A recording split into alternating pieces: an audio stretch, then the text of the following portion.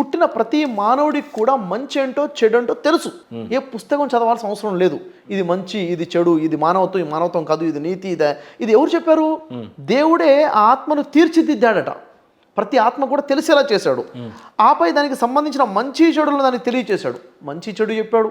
ఇదంతా ట్రైనింగ్ ఎవరు ఇచ్చారు? సృష్టికర్త ఇచ్చాడు. దీన్ని ఖురాన్లో అంటారు ఆలమే అర్వా, అంటే ఆత్మల లోకం ఒకటి ఉంది. మానవులందరినీ భూమి మీదకి పంపించకముందే ముందు ఆత్మల్ని తయారు చేశాడు.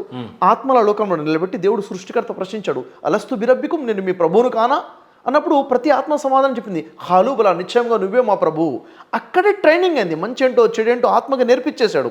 నేర్పించిన తర్వాత నిశ్చయముగా తన ఆత్మను పరిశుద్ధపరుచుకున్న వ్యక్తి, పరిశుద్ధపరచుకోవడం అంటే ఏంటి?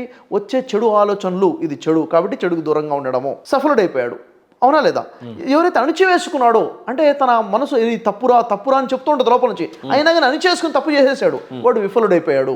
అంటే తన అంతరాత్మ సాక్షిగా ఎవడైతే మంచిని యాక్సెప్ట్ చేసుకుంటూ చెడుని విసర్జించుకుంటూ మానవత్వంతో నీతిగా బతుకుతాడో అలాంటి వ్యక్తి కోసం కూడా ఇక్కడ సాక్ష్యం ఖురాన్ చెప్తుంది. అలాంటి ఖురాన్ చెప్తున్న విషయం.